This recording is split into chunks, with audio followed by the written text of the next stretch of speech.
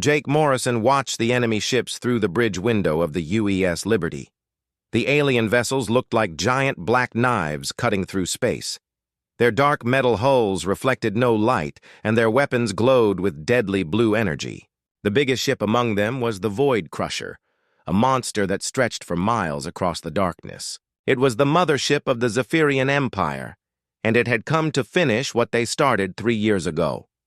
The war began when the Zephyrians first arrived at the edge of human space. They came without warning and without mercy. Their message was simple: surrender or die. Humanity chose to fight. Now, most of the human colonies were gone. Earth itself was under siege. The scattered remains of the human fleet fought desperate battles across the galaxy, but they were losing badly. Jake had been fighting this war since the beginning. He started as a lieutenant on a patrol ship and worked his way up to captain through skill and pure stubbornness. He had seen friends die. He had watched entire worlds burn. He had learned to hate the cold efficiency of the alien invaders who treated human life like it meant nothing at all. The Liberty shook as enemy fire hit their shields. Around him, his crew worked frantically at their stations. The ship's computer announced damage reports in a calm voice that seemed wrong for such a desperate moment. They were the last line of defense for Kepler Station, the final human stronghold in this sector. When it fell, billions of civilians would have nowhere left to run. Commander Lisa Hayes looked up from her tactical display. Her face was grim. "Captain, we have 17 enemy ships closing on the station. Our shields are down to 40%. We cannot hold them much longer." Jake nodded. He had expected this. The Zephyrians always sent overwhelming force against their targets. They never took chances. They never showed mercy. They simply arrived with enough firepower to crush all resistance, and then moved on to the next target. But Jake had been studying the enemy for 3 years. He knew their ships. He knew their tactics. Most importantly, he knew their weakness. The Zephyrians were proud. They believed their technology made them superior to humans in every way. That pride might be the key to beating them. "Hayes, bring up the tactical display for the Void Crusher," Jake said. The main screen showed the massive alien mothership in detail. It was shaped like a long wedge with weapons mounted along its entire length. Energy coursed through channels on its hull, like veins carrying poison. At its center was the command section where the alien leaders directed their fleet. Jake had a plan. It was insane, and it would probably get him killed, but it might be the only chance humanity had left. 2 weeks ago, a human patrol had managed to capture a damaged Zephyrian scout ship. The aliens had tried to destroy it rather than let it fall into human hands, but they failed. Now that ship sat in the Liberty's hangar bay, repaired and ready to fly. "Hayes, I need you to prepare Operation Ghostwalk," Jake said quietly. Lisa turned to stare at him. Her eyes went wide with shock. "Captain, you cannot be serious. That operation is suicide. No human has ever successfully boarded a Zephyrian capital ship." "No human has ever tried," Jake replied. "The enemy thinks we are inferior. They think we are predictable. They think they know everything about how we fight. That makes them careless." Operation Ghostwalk was Jake's own creation. He had spent months developing it in secret, studying captured alien technology and intercepted communications. The plan was simple in concept, but nearly impossible to execute. A single human would use the captured scout ship to infiltrate the enemy mothership.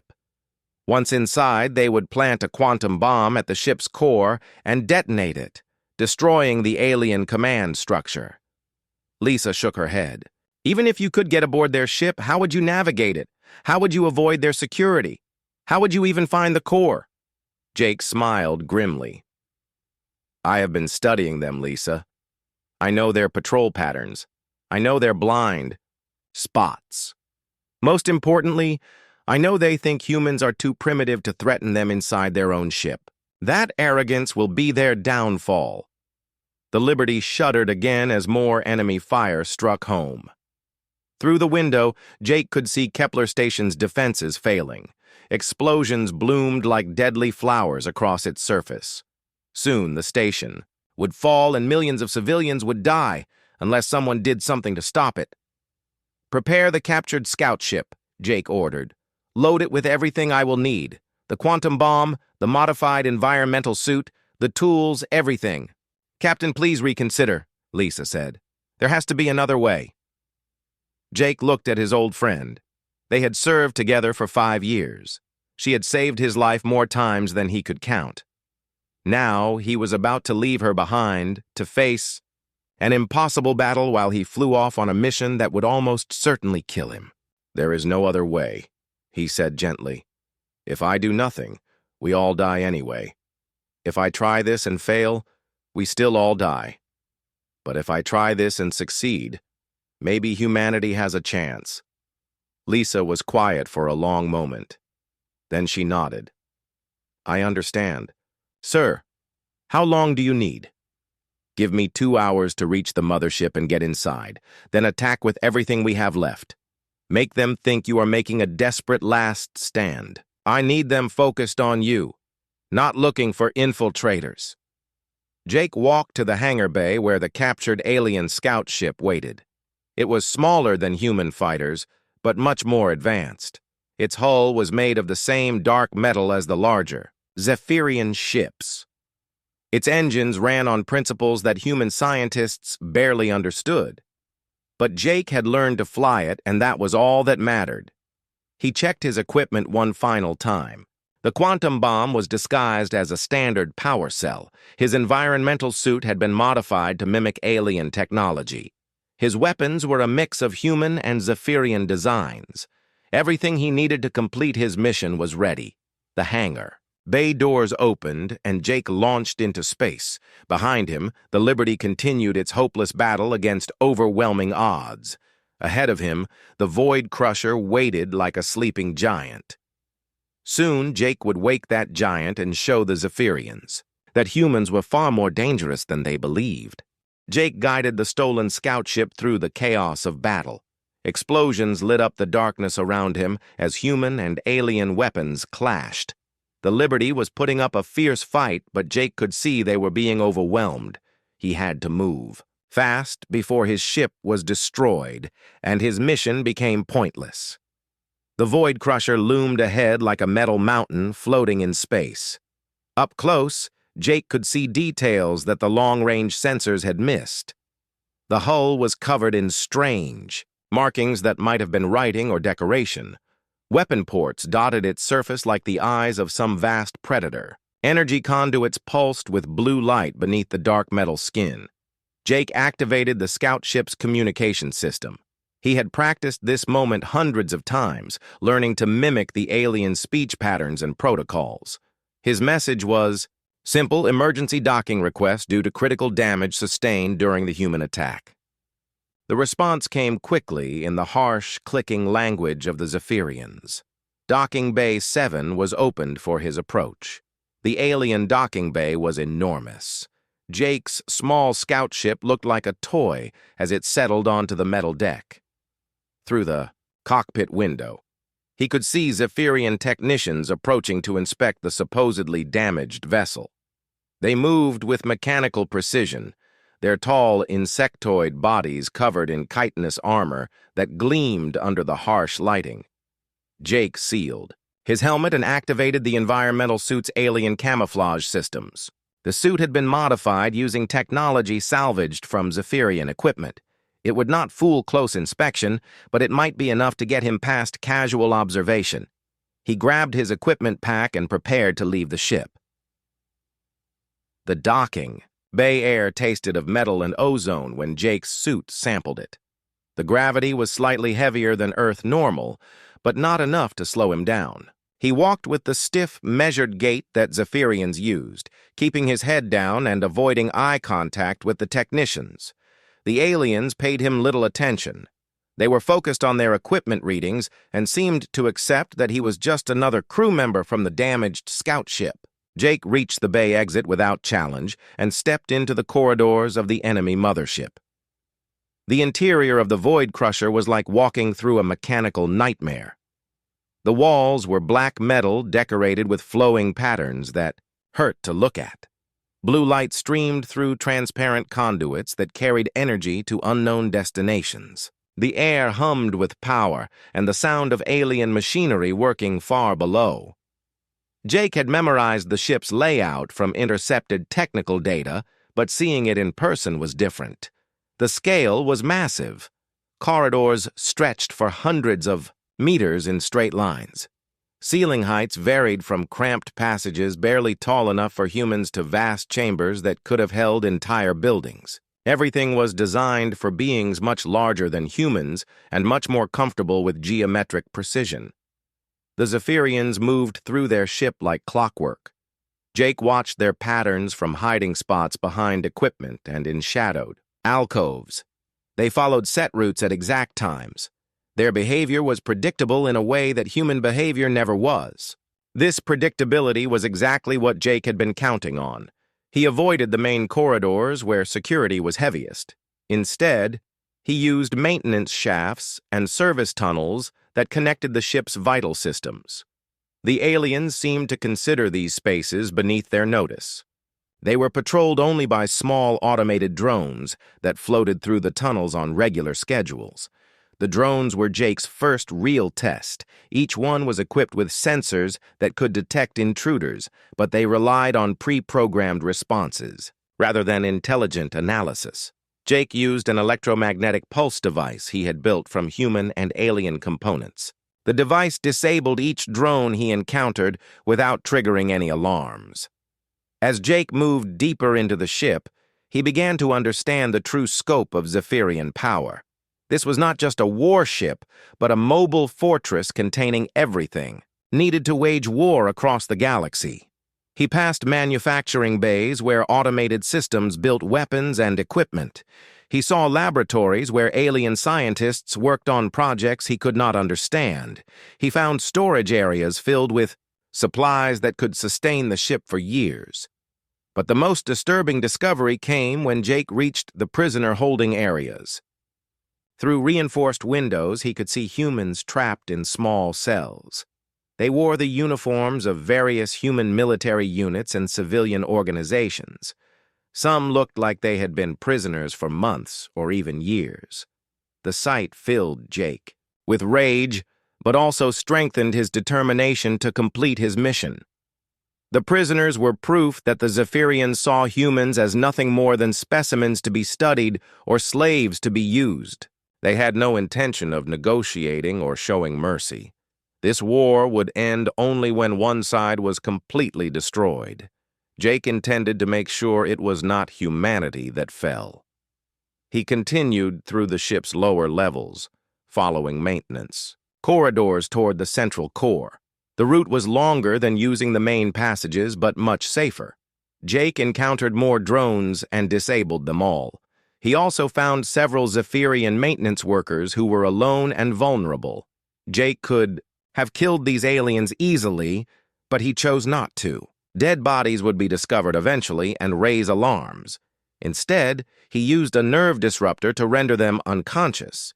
They would wake up hours later with no memory of what had happened. By then, Jake would either have completed his mission or be dead. The ship's core section was heavily defended.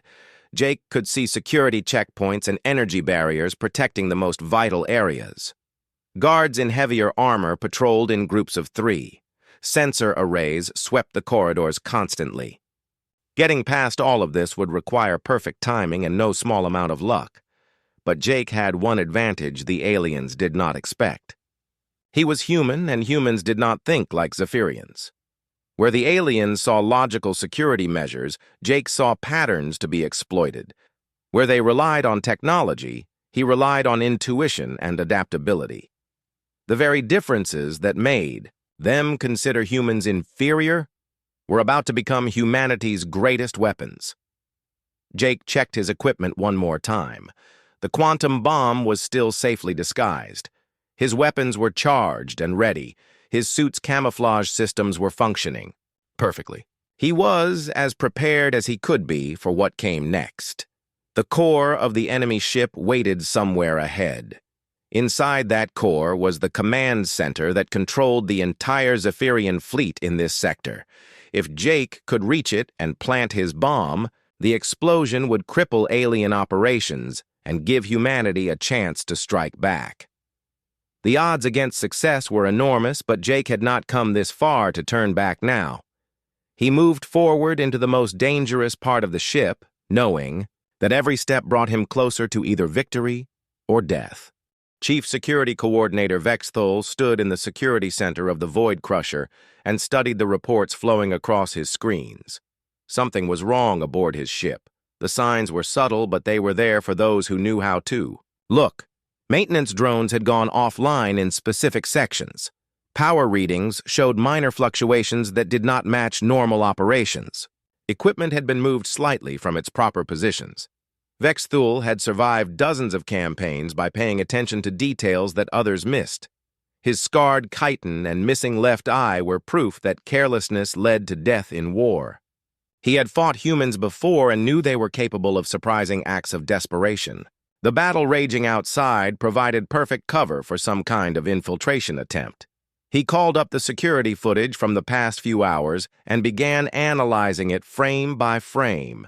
The cameras showed normal activity throughout most of the ship, but there were gaps, brief moments where feeds cut out or showed static.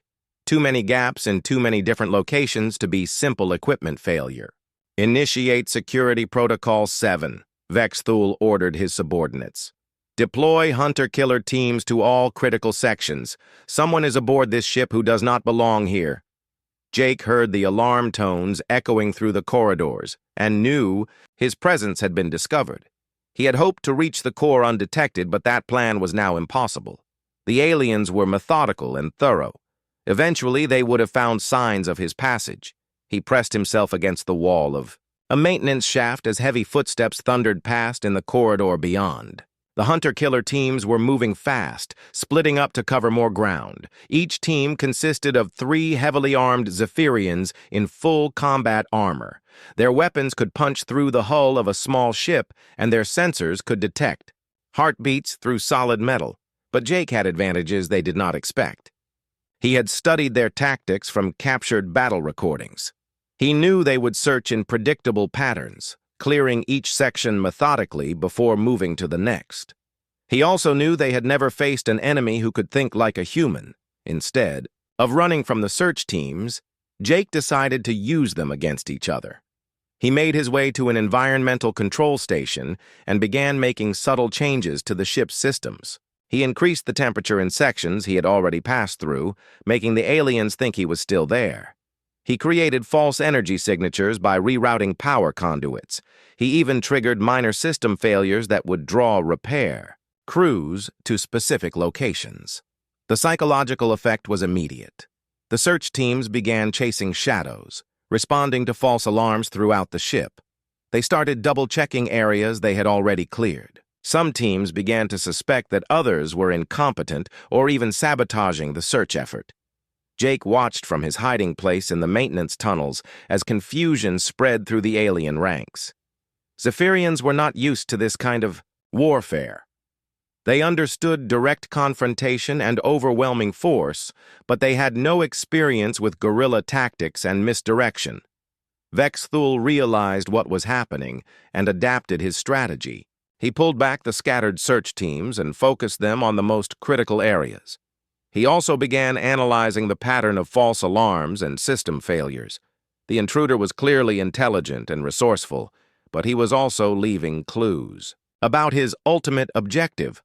All signs pointed toward the ship's core section. That was where the most important systems were located and where any saboteur would eventually have to go. Vexthul concentrated his forces there and waited for the intruder to come to him. Jake knew the aliens were learning from their mistakes. The random searches had become more focused and systematic. The false alarms he had created were no longer drawing teams away from critical areas. Soon they would corner him in the maintenance tunnels, and his mission would end in failure. He needed a new approach, something the aliens would not expect, something that would let him reach the core before they could stop him. Jake made his way to one of the ship's weapons bays where maintenance crews were working on damaged systems from the ongoing battle. The area was crowded with technicians and equipment, perfect for someone who needed to blend in and avoid detection. He waited until the work shift changed and then slipped in among the new crew members. His modified environmental suit helped him pass casual inspection, but he could not risk close contact with any of the aliens. He kept to the edges of the work area and slowly made his way toward the weapons control center.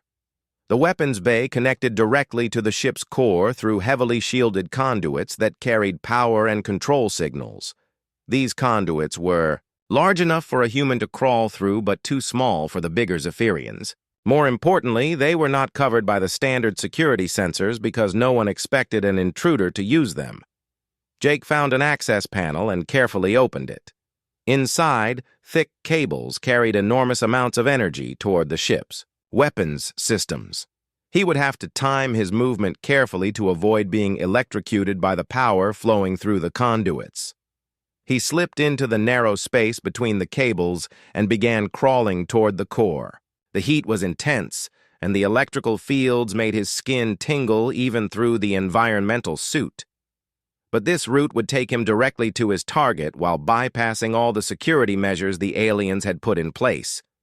Behind him, Jake could hear the search teams getting closer.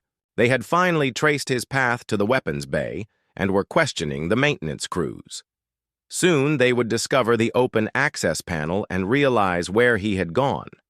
But Jake was already deep inside the conduit system, crawling through spaces that the proud Zephyrians had never imagined could be used by an enemy. The core section was just ahead. He could see the glow of the central chamber through gaps in the shielding. Vexthul arrived at the weapons bay just as his teams discovered the open access panel. He looked into the narrow conduit and realized with grudging respect that the human intruder was more resourceful than he had expected. No Zephyrian would have thought to use such an undignified route, but it was actually quite clever. "Seal all exits from the core section," he ordered. "The intruder cannot escape through those conduits. When he emerges, we will be waiting for him." But Vexthul also knew that if the human reached the core, he might be able to cause serious damage before being stopped. The security coordinator made a decision that went against all Zephyrian protocol. He armed himself with his personal weapons and prepared to face the intruder alone if necessary. Jake emerged from the conduit system into the core section of the Void Crusher. The chamber around him was vast and filled with flowing energy that powered the entire ship. At the center stood the command nexus, a crystalline structure that controlled all of the Mothership's operations. He could see Zephyrian guards at every exit and knew that escape was impossible. But escape had never been part of his plan. He had come here to plant the quantum bomb and destroy the alien command structure. Whether he survived was irrelevant as long as he completed the mission.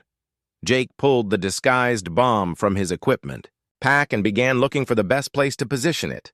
The explosion would need to be precisely placed to cause maximum damage to the ship's critical systems. That was when Vexthul stepped out of the shadows with his weapons ready. The two enemies faced each other across the glowing heart of the alien warship. Human determination against alien precision, knowing that only one of them would leave this chamber alive. The core chamber of the Void Crusher was like standing inside the heart of a mechanical god. Streams of energy flowed through transparent tubes that crisscrossed the vast spherical space. The walls curved away into darkness above and below, making it impossible to judge the true size of the room. At the center, the command nexus pulsed with blue light, its crystalline surfaces reflecting the energy flows in patterns that hurt human eyes to follow. Jake Morrison stood on a metal platform 50 meters from the nexus, the quantum bomb heavy in his hands. Around the chamber's perimeter, he could see Zephyrian guards taking positions at every exit. Their weapons were trained on him, but they held their fire, waiting for orders from their commander. Vexthul stepped forward, his scarred, chitin gleaming in the energy glow. He was larger than the other aliens, with broader shoulders and thicker armor plating. His missing left eye had been replaced with a mechanical implant that tracked Jake's every movement.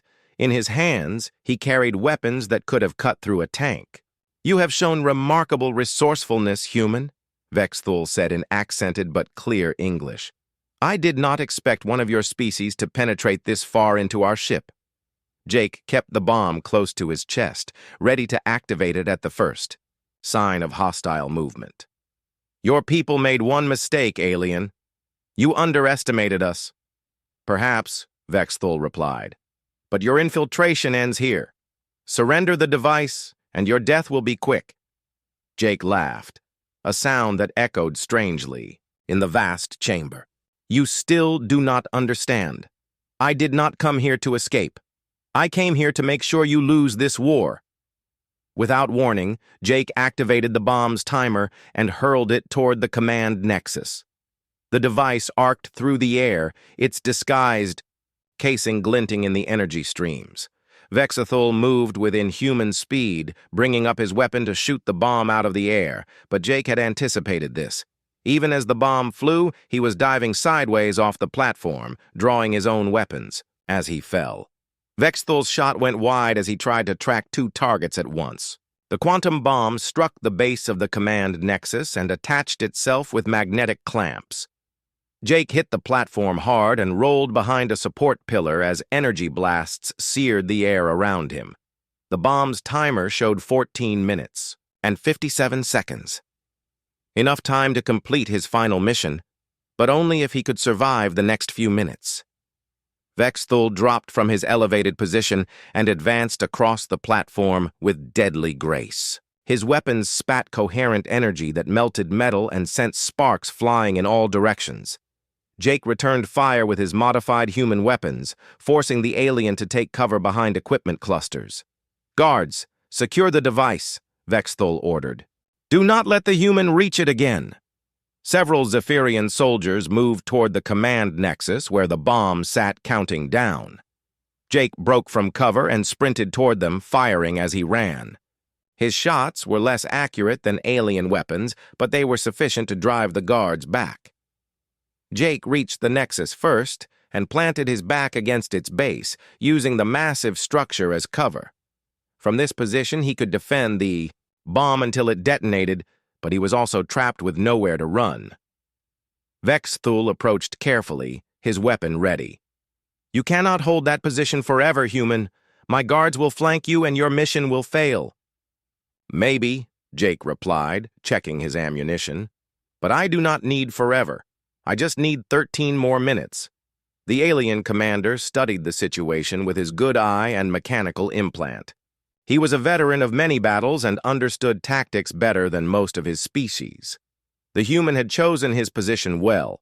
Any direct assault would be costly and might not succeed before the bomb exploded. But Vexthul had one advantage. The human could not counter. He knew this chamber better than any intruder possibly could. The energy streams that powered the ship could be redirected and controlled from his command interface. With the right adjustments, he could turn the chamber itself into a weapon. Jake saw the alien working at a control panel and realized the danger too late. The energy streams around the command nexus began to shift and intensify. The air filled with static electricity that made his skin crawl. If Vexthul succeeded in redirecting enough power, the entire area around the bomb would become uninhabitable.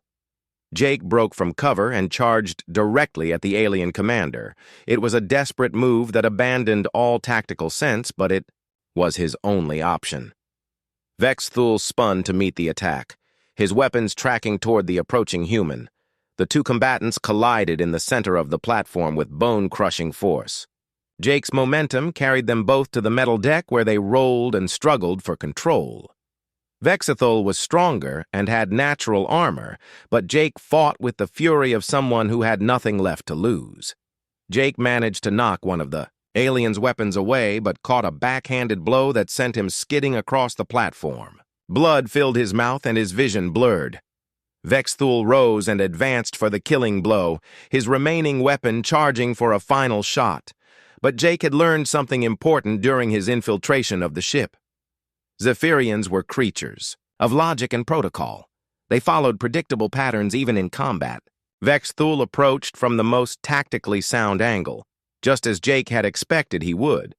Jake waited until the alien was close enough and then triggered a small explosive charge he had placed on the platform's support structure. The detonation was minor, but it was enough to collapse a section of decking and send both fighters tumbling into the maintenance area below the main platform. They landed hard among pipes and conduits that carried power throughout the ship. Jake felt ribs crack from the impact, but forced himself to keep moving. Vex Thul had landed even harder, and his armor was damaged, leaking green fluid that might have been blood. The fight continued in the cramped maintenance space with both combatants, using the environment to their advantage. Jake grabbed a loose pipe and swung it like a club, aiming for the alien's damaged armor. Vex Thul responded with claws that could rip through metal, trying to tear Jake apart with his bare hands. They fought with savage intensity while the bomb counted down above them.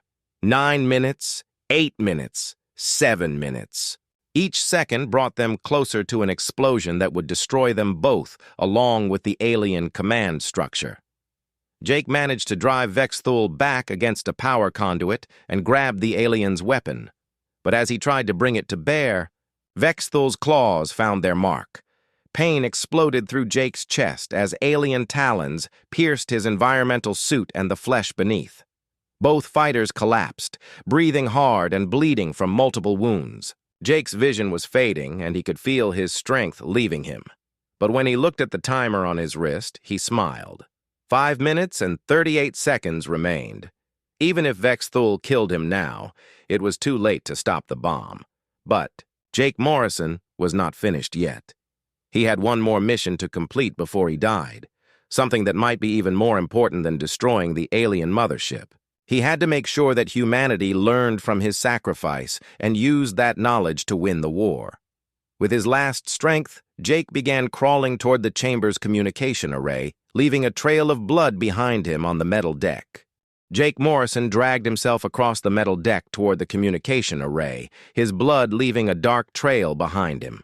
Each movement sent waves of agony through his torn chest, but he forced himself to keep going. The quantum bomb above him showed 4 minutes and 12 seconds on its timer. 4 minutes to complete the most important transmission of his life. Behind him, Vex Thul struggled to rise from where he had fallen. The alien commander's armor was cracked and leaking, but he was still alive and still dangerous. His mechanical eye tracked Jake's movement with deadly precision as he reached for a weapon with his remaining functional arm. "You cannot escape, human," Vex Thul said, his voice weak but filled with hatred. "Even if your device destroys this ship, the Empire has thousands more. Your species will still fall." Jake reached the communication console and hauled himself up to the controls. His fingers were slick with blood, but he managed to activate the systems he had studied during his infiltration. The Zephyrian communication network was powerful enough to reach across entire star systems. If he could access it, his message would reach every human ship in 3 sectors. "Maybe we will fall," Jake replied, working frantically to bypass the alien security protocols. "But we will make you pay for every world you take. We will make you remember the price of fighting humanity." The communication system came online with a soft chime. Jake had access to the full power of the alien network. Every Zephyrian ship in the fleet would hear his transmission, along with any human vessels monitoring enemy frequencies. This was his chance to turn his sacrifice into something that could save his species.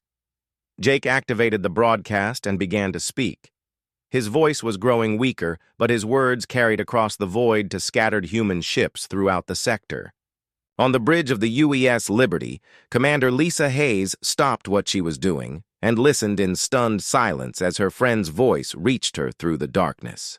"This is Captain Jake Morrison of the UES Liberty," he began. "I am transmitting from inside the Zephyrian Mothership Void Crusher. In 3 minutes, this ship will be destroyed by a quantum explosive device. But before I die, I have information that every human commander needs to hear.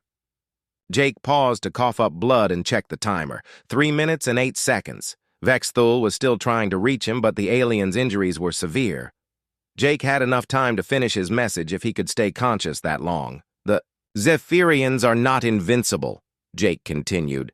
I have been inside their ship for hours, and I have seen their weaknesses. They rely too much on technology and not enough on adaptability. They follow predictable patterns that can be exploited. Most importantly, they do not understand human unpredictability. He began transmitting everything he had learned during his infiltration. The patrol schedules that never varied. The security protocols that followed rigid procedures.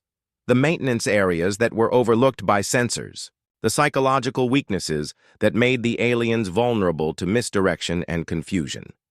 But Jake's message was more than just tactical intelligence. It was a reminder of what made humanity different from their enemies. The Zephyrians fought with cold efficiency, but humans fought with passion. They had superior technology, but humanity had something they could never understand or duplicate. The willingness to sacrifice everything for something greater than themselves. I have seen human prisoners aboard this ship, Jake said, his voice growing stronger as he spoke. Our people are being held in cells like laboratory specimens. The aliens study us like we are insects. They think they can break our spirit by showing us their power. They are wrong. On 17 human ships across 3 sectors, crews listened, in absolute silence as their comrade spoke his final words. Some wept openly.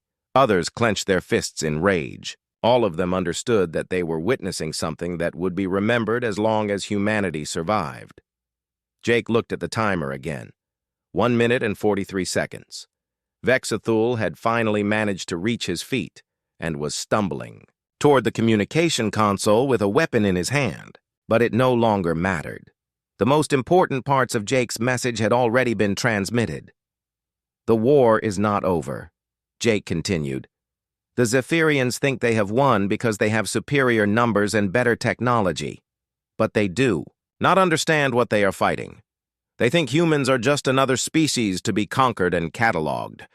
They think we will surrender when the odds become impossible.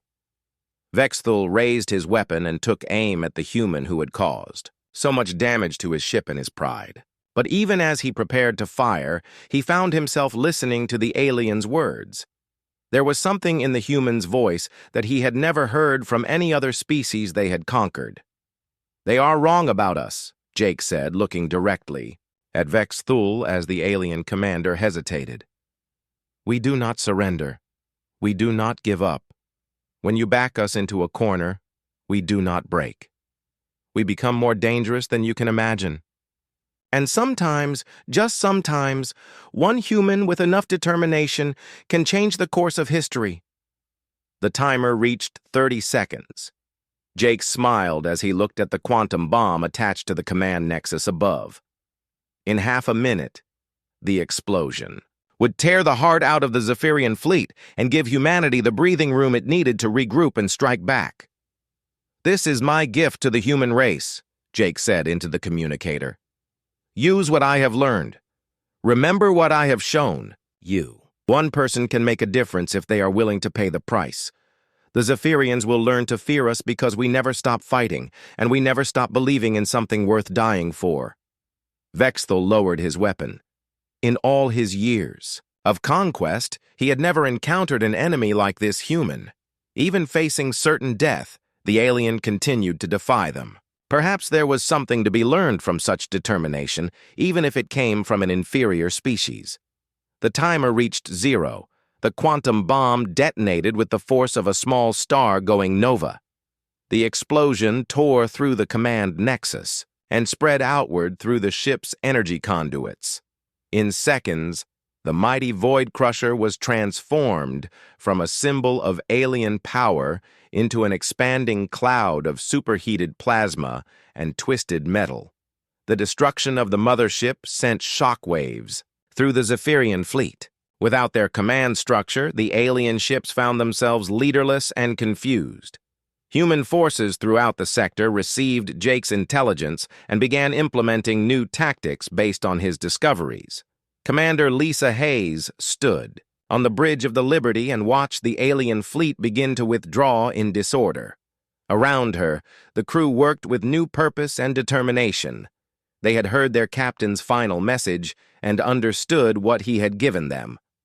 Jake Morrison's grave was a sphere of cooling plasma where the alien mothership had been. But his legacy lived on in every human ship that refused to surrender, in every battle won through cunning rather than strength, and in the growing legend of the man who proved that one human really could change the course of history. The Zephyrian Empire would eventually learn that humanity's greatest weapon was not their technology or their numbers. It was their absolute refusal to accept defeat, even when faced with impossible odds. And that lesson was written in the stars themselves, in the debris field that had once been their most powerful warship.